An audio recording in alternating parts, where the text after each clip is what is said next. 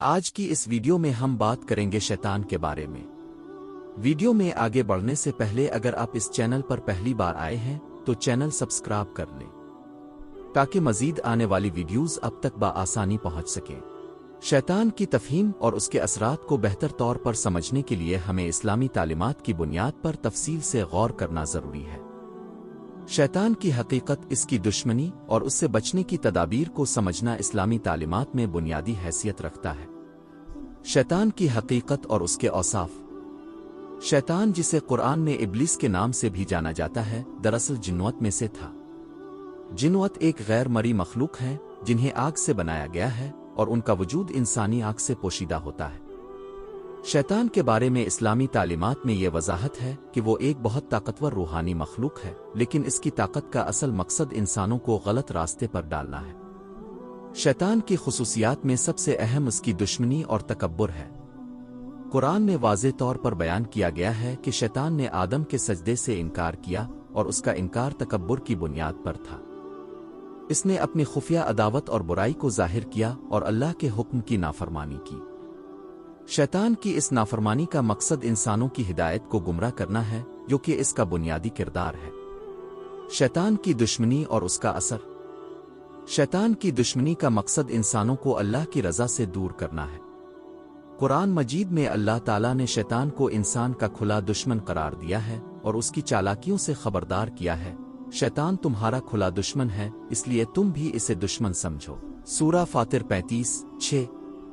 شیطان کی وسوسہ اندازی انسانوں کو گناہوں کی طرف مائل کرتی ہے اور ان کی نیک نیتی کو مشکوک بناتی ہے۔ شیطان لوگوں کے دلوں میں شک و شبہات ڈالنے، ان کے دلوں کو وسوسوں سے بھرنے اور ان کے اعمال کو باطل بنانے کی کوشش کرتا ہے۔ شیطان کے اثرات سے بچاؤ کی تدابیر۔ اسلام میں شیطان کے اثرات سے بچاؤ کے لیے کئی تدابیر بیان کی گئی ہے۔ 1. توحید اور عبادت۔ سب سے اہم طریقہ یہ ہے کہ ہم اپنے ایمان کو مضبوط کریں اور اللہ کی عبادت میں ثابت قدم رہیں۔ توحید یعنی اللہ کے واحد ہونے کا عقیدہ شیطان کے اثرات کو کمزور کرتا ہے۔ 2. دعا اور ذکر۔ قرآن میں مختلف دعاؤں اور اذکار کے ذریعے شیطان کے وسوسوں سے بچاؤ کی تعلیم دی گئی ہے۔ مثلاً سورہ فلق 113 اور سورہ الناس 114 کو پڑھنا شیطان سے پناہ مانگنے کے مؤثر طریقے ہیں۔ 3. نماز اور قرآن کی تلاوت۔ نماز اور قرآن کی تلاوت شیطان کے اثرات کو کم کرنے اور اللہ کی پناہ حاصل کرنے کے طریقے ہیں۔ قرآن کی تلاوت دل کی سکونت کا باعث بنتی ہے اور شیطان کی وسوسہ اندازی کو کمزور کرتی ہے۔ 4. گناہوں سے بچنا۔ گناہوں سے دور رہنا بھی شیطان کی وسوسہ اندازی سے بچنے کا ایک اہم طریقہ ہے۔ گناہ شیطان کے لیے انسان کو گمراہ کرنے کا ایک بڑا ذریعہ ہوتا ہے۔ 5. اچھی صحبت۔ نیک اور صالح لوگوں کی صحبت اختیار کرنا بھی شیطان کے اثرات سے بچنے کے لیے مددگار ثابت ہوتا ہے۔ ایسے لوگ ہمیں نیک عمل کرنے اور شیطان کی چالاکیوں سے بچنے کی ترغیب دیتے ہیں۔ شیطان، جسے اسلامی تعلیمات میں ابلیس کے نام سے جانا جاتا ہے، کی شخصیت اور اس کی نسل کے بارے میں قرآن اور حدیث میں کچھ اہم معلومات فراہم کی گئی ہے۔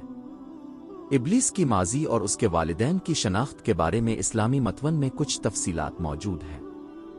ابلیس کی نوعیت اور اصل۔ ابلیس ایک جن تھا جو کہ ایک غیر مرئی مخلوق ہے اور اسے آگ سے بنایا گیا ہے۔ قرآن مجید میں یہ ذکر کیا گیا ہے کہ ابلیس اللہ کی نافرمانی کے باعث مردود قرار پایا اور اسے جنت سے نکال دیا گیا۔ قرآن میں واضح طور پر کہا گیا ہے، اور جب ہم نے فرشتوں سے کہا آدم کو سجدہ کرو تو سب نے سجدہ کیا سوائے ابلیس کے۔ وہ جنات میں سے تھا تو اس نے اپنے رب کے حکم کی نافرمانی کی۔ سورہ کہف 18:50۔ ابلیس کے والدین کی شناخت۔ ابلیس کے والدین کے بارے میں قرآن اور حدیث میں واضح معلومات موجود نہیں ہیں، لیکن بعض اسلامی روایات اور تفاسیر اس موضوع پر روشنی ڈالتی ہے۔ اسلامی متون میں ابلیس کے والدین کی تفصیل درج ذیل ہے۔ 1. ابلیس کی نسل۔ ابلیس جنات میں سے تھا اور جنات کی تخلیق آگ سے ہوئی تھی۔ جنوت کی تخلیق کے حوالے سے قرآن میں ذکر ہے، اور ہم نے جنات کو آگ کے شعلے سے پیدا کیا۔ سورہ رحمان 55:15۔ چونکہ ابلیس جنوت میں سے تھا، اس کی نسل بھی جنات کی نسل سے تعلق رکھتی ہے۔ 2. ابلیس کے والدین۔ اگرچہ قرآن میں ابلیس کے والدین کے نام اور ان کی تفصیلات کا ذکر نہیں ہے، بعض اسلامی روایات اور تفاسیر کے مطابق इब्लिस का नाम उ आबाउ से मुताल्लिक मालूमात फराहम की गई है। बाज़ तफासीर में कहा गया है कि इब्लिस के वालिदैन का नाम उ आबाउ था, लेकिन ये मालूमात कतई नहीं है और उसकी तस्दीक कुरान और हदीस में नहीं मिलती। इब्लिस की तख्लीक और किरदार। इब्लिस की तख्लीक और किरदार के बारे में कुछ अहम निकात दर्ज झैल है। एक, तख्लीक की नौयत। इब्लिस की तख्लीक का जिक्र कुरान में है कि वो जिन्नत में से था और इसे आग से बनाया गया था। इसका तकब्बुर और नाफरमानी इसकी शख्सियत की अहम खुसूसियात है। 2, सजदा से इनकार। जब अल्लाह ने आदम अलैहिस्सलाम को मिट्टी से बनाया और फरिश्तों से कहा कि वो आदम को सजदा करें, तो इब्लिस ने इस हुक्म की नाफरमानी की। इसका इनकार उसके तकब्बुर और आदम की मिट्टी से तख्लीक को कमतर समझने की वजह से था। 3, शैतान का किरदार। इब्लिस की दुश्मनी का मकसद इंसानों को गुमराह करना और उन्हें अल्लाह की राह से हटाना है।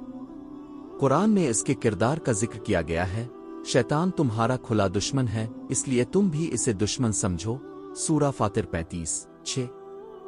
शैतान इस्लाम के मुताबिक एक रूहानी मखलूक है जो इंसानों को बुराई की तरफ माइल करती है। इस्लामी तालीमात में शैतान का असल नाम इब्लिस है और वो जिन्नत में से था जो अल्लाह की नाफरमानी के बाइस मरदूद करार पाया। शैतान की तख्लीक और इर्तिका। शैतान की तख्लीक का जिक्र कुरान में मुख्तलिफ जगहों पर किया गया है। कुरान के मुताबिक शैतान की तख्लीक का वक्त और उसकी नौयत के बारे में वजाहत मौजूद है।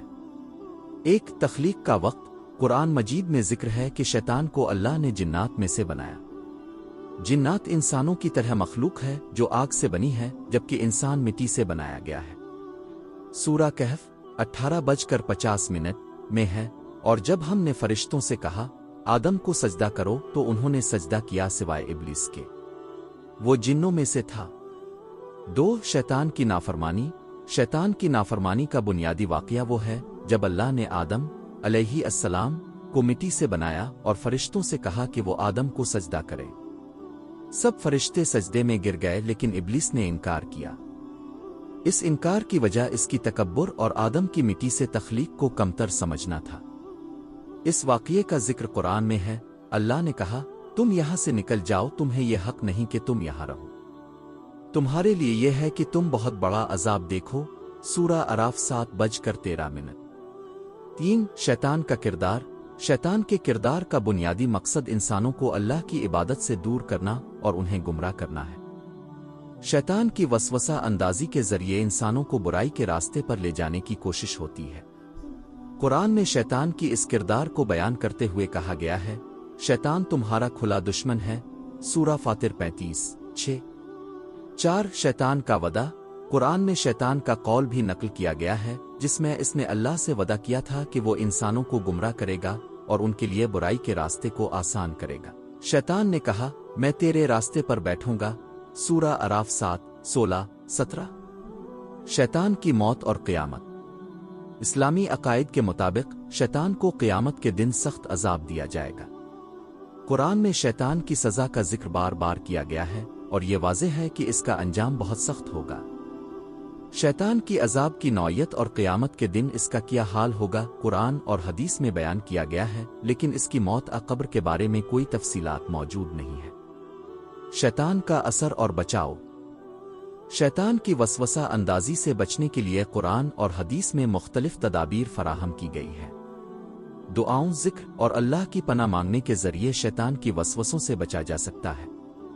कुरान मजीद में एक दुआ की तालीम दी गई है, कहो मैं सुबह के रब की पनाह मांगता हूँ हर बुराई की शैतान से। सूरा फलक 1:1-3-1-5।